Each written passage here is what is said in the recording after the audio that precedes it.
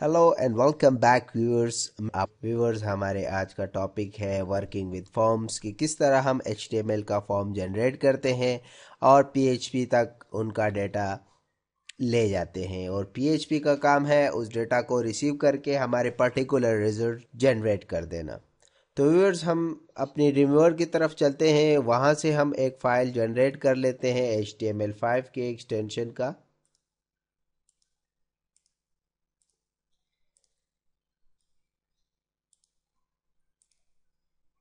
यहाँ पर मैं व्यूअर्स एक फॉर्म इंसर्ट करता हूँ। अपने इंसर्ट में जाके एक फॉर्म, और फॉर्म बेसिकली वही काम कर रहा होता है जिस तरह आप लोग एक नॉर्मल और मैनुअल फॉर्म जो है वो किसी से लेते हैं और उनको फिल करके सबमिट करवा देते हैं। तो फॉर्म के सबमिशन का ताल्लुक हमारे एक्शन का है, मतलब वो डेटा कहाँ जाएगा। तो यहाँ पर मैं एक दूसरा फाइल जनरेट करूँगा PHP का।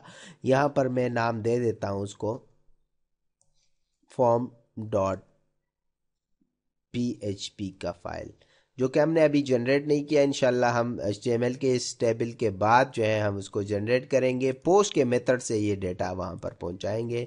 तो देखिए व्यूअर, ए रेड लाइन जनरेट कर दी गई है कि ये उस फॉर्म के हुदूद है जिसके मुताबिक हमारे इनपुट्स जाके इसमें डेटा सबमिट करवाएंगे।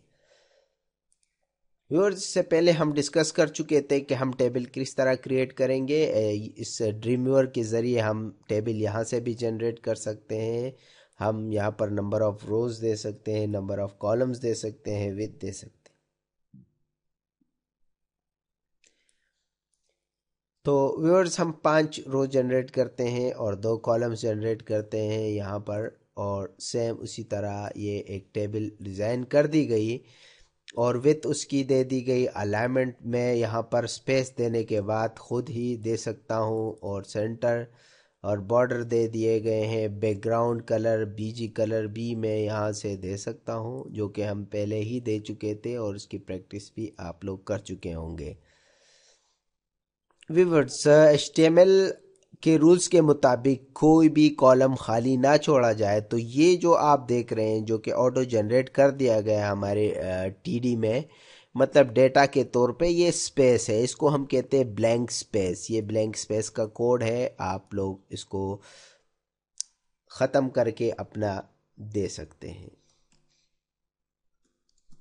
यूज़र नेम मैंने क्रिएट किया और यहाँ पर मैंने क्लिक किया। मैं यहाँ पर भी लिख सकता हूँ और इसके अपने डिज़ायर TD में भी लिख सकता हूँ। ईमेल,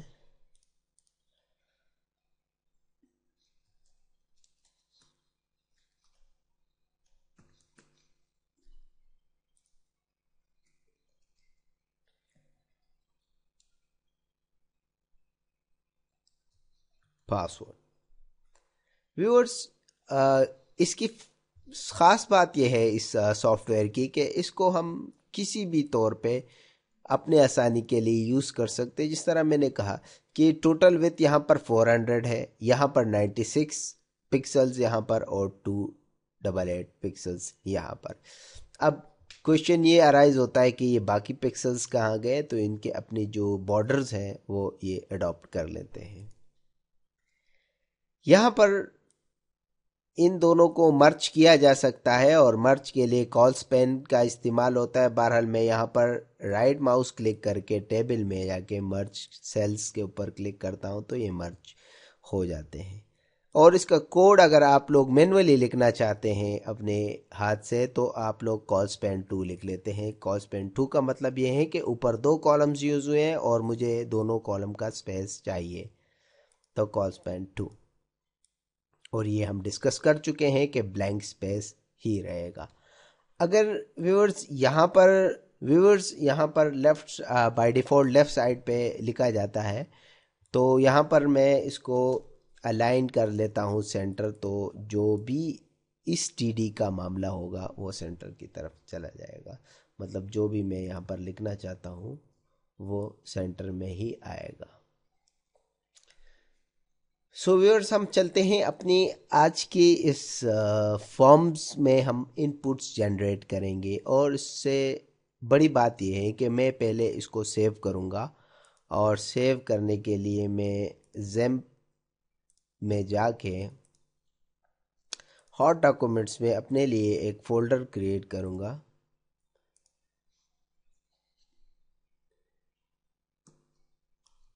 फॉर्म्स के नाम से मैंने ये फोल्डर जनरेट किया और इस फाइल को जो नाम दूंगा मैं form dot H T M L के एक्सटेंशन ये खुद ही अडॉप्ट कर लेगा। व्यूअर्स आप लोग यहाँ देख सकते हैं।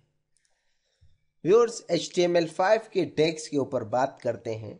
व्यूअर्स मैं यहाँ पर एक इनपुट क्रिएट करूँगा जो कि HTML का टैग है। HTML5 के कुछ टैग्स कुछ स्पेशलिटी उसमें यूज़ करूँगा और वो यूज़र से इनपुट लेगा। इनपुट टाइप टेक्स्ट नेम हमारे पास लाजमी है क्योंकि PHP के ज़रिए से हम इसी नेम से डेटा कॉल करवाएंगे। u_name। अब व्यूवर्स यहाँ पर ये बात आप लोग जहन में रखें कि कोई भी नेम देते वक्त आप कोई भी स्पेस प्लस माइनस के साइंस अर्थमेटिक साइंस आप लोग यूज़ ना करें क्योंकि वो ऑलरेडी हमारे स्क्रिप्टिंग और प्रोग्रामिंग लैंग्वेज का हिस्सा होती है, तो वहाँ से गड़बड़ पैदा हो सकती है। एक और मैं यहाँ पर HTML5 का रिक्वायर्ड लिख लेता हूँ कि भाई ये ब्लैंक ना जाए और एक प्लेस होल्डर का इस्तेमाल मैं कर लेता हूँ। यहाँ पर लिख लेता हूँ user name. One line tag है। व्यूअर्स HTML में दो तरह के टैग्स के ऊपर काम होता है और एक है पेयर ऑफ टैग्स, जिस तरह हमने बॉडी ओपन की, बॉडी क्लोज की, TR ओपन TR क्लोज। एक को कहते हैं हम वन लाइन टैग जिसके आखिर में हम स्लैश लगा लेते हैं तो हमें पता लग जाता है कि ये टैग यहाँ पर बंद है। तो व्यूअर्स यहाँ पर आपने देखा कि हमने एक इनपुट जनरेट किया है और वो इनपुट हमारे पास यूज़र से डेटा लेगी। ईमेल के पोजीशन के ऊपर अगर हम देखें तो व्यूअर्स हम यहाँ पर एक इनपुट जनरेट कर लेते हैं और HTML5 के रू से हम यहाँ पर ईमेल सेलेक्ट कर लेते हैं तो वो ईमेल के फॉर्मेट को ही चेक करेगा। रिक्वायर का मतलब हमने पहले ही डिस्कस किया कि भाई ये खाली नहीं जाएगा। नेम लाजमी है PHP को वैल्यू देने के लिए, तो मैं ईमेल लिख लेता हूँ और यहाँ पर प्लेस होल्डर मैं यूज़ कर लेता हूँ ताकि यूज़र को पता लगे कि उसने यहाँ पर क्या टाइप करना है। ये वन लाइन टैग और इसको बंद कर लेते हैं। तो व्यूअर्स हमने ये बनाया, फिर हम इसको सेव करके रन कर लेते हैं और देख लेते हैं कि हमारे पास आखिर जो जनरेट हुआ वो किस हद तक ठीक है। लोकल होस्ट मैंने यहाँ पर लिखा ताकि हम सर्वर चेक करें कि हमारा सर्वर चल रहा है। इसके बाद मैं अपना फॉर्म यहाँ पर लिख लेता हूँ, parent directory, sorry spell as forms. form.html हमारे पास वो HTML का टैग है, फाइल है जिसको हम ओपन करेंगे। व्यूअर्स आपने देखा प्लेस होल्डर अपना काम कर रहा है, ईमेल में भी प्लेस होल्डर है, तो ये हमारे पास जनरेट हो रहे हैं। व्यूअर्स अब हम क्या करते हैं कि कुछ हम ये मैंने यहाँ पर क्लिक किया और ये जो निशान नज़र आया इसका मतलब है कि पूरा टेबल जो है वो सेलेक्ट हो चुका है। सेल पैड और सेल स्पेस के ऊपर बात कर लेते हैं। तो यहाँ पर मैं लिख लेता हूँ कि मुझे 5 पिक्सल्स की सेल पैडिंग चाहिए। तो व्यूअर्स ये जो सेल है ये इन्होंने एक दूसरे को 5 पिक्सल्स के फासले से जगह दे दी। इसी तरह जितना मैं बढ़ाता जाऊँगा ये एक दूसरे को उतना ही फासला जनरेट करके देगी। सेल स्पेस से मुराद ये कि जो बैरूनी बॉर्डर्स है उसको कितना फासला चाहिए, मतलब मुझे कितना स्पेस देना है उनको। तो जिस तरह मैंने 5 कहा तो देखिए ये बॉर्डर 5 पिक्सल्स के हिसाब से बढ़ गए। अब ये 3 निशान नज़र आ रहे हैं, इसका मतलब ये है कि ये टेबल सेलेक्ट है। तो व्यूअर्स हम चलते हैं यहाँ पर, इसको मैं ज़ीरो कर देता हूँ और हम कोड की तरफ चलते हैं कि आखिर इस कोड में चेंजेस कहाँ पर आई। और वो मैं बता देता हूँ कि हमारे पास जो टेबल जनरेट हुई, टेबल के ओपनिंग टैग ओपनिंग में हमने कुछ एट्रीब्यूट्स असाइन किए, जिस तरह हमने कहा का लाइन सेंटर, सेल पैडिंग और सेल स्पेसिंग। सेल स्पेसिंग 0 थी और सेल पैडिंग हमने 10 ली थी। तो आप लोग टेबल को ये कहते हैं कि मुझे इतना फासला चाहिए, तो वहाँ पर अप्लाई हो जाता है। और बॉर्डर 0 कर लेते हैं, तो इसका मतलब ये है कि हमारे पास बॉर्डर 0, बॉर्डर हमने 0 कर लिया। अब हमारे पास इसकी शक्ल ऐसी है। बहरहाल इसको चल लेते हैं, अपने डिज़ाइन को देख लेते हैं। देखिए हमारे पास यूज़र नेम और ईमेल आ चुका है।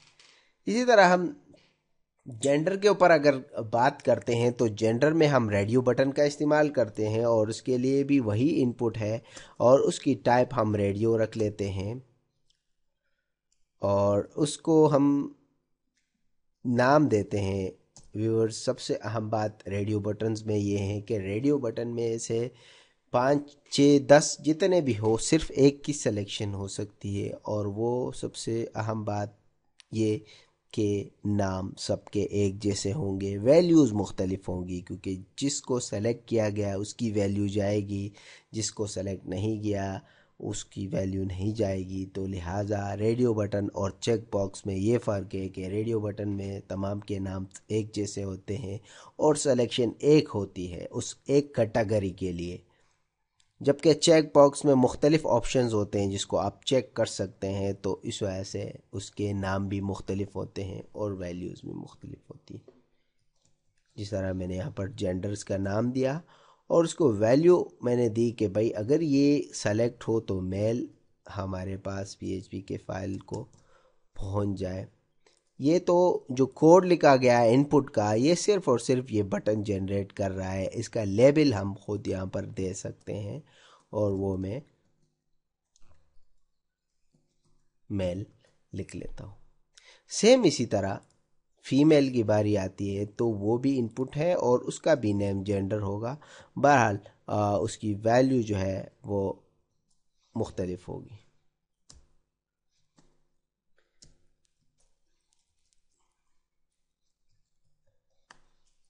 अगर नाम मुख्तलिफ हो तो फिर दोनों पे सिलेक्शन की जा सकती है, लेकिन बहरहाल मैं यहाँ पर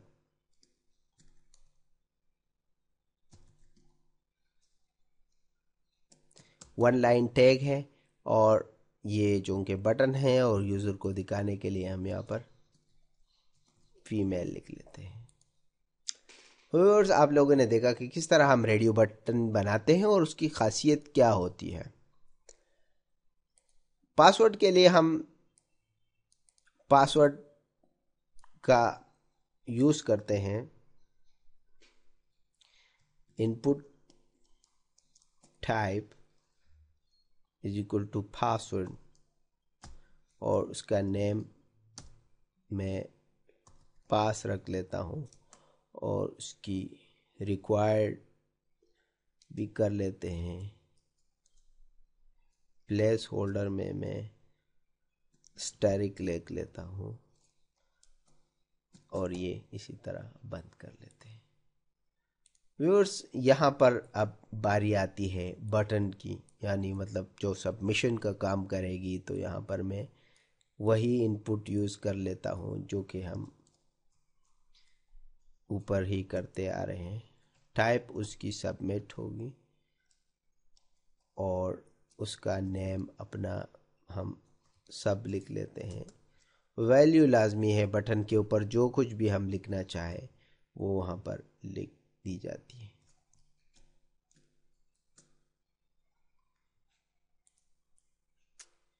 ओप्स, ये चूँकि हमारे पास क्लाइंट साइड टेक्नोलॉजी है, एरर खुद ढूंढने पड़ते हैं, लिहाजा इसका कोड लिखते वक्त आप थोड़ा सा मुहतात रहें। Save and run. तो व्यूअर्स आपने देखा कि पासवर्ड की स्टैरिक यहाँ पर लिखा हुआ है, यूज़र नेम जब तक हटेगा नहीं जब तक मैं कुछ लिख ना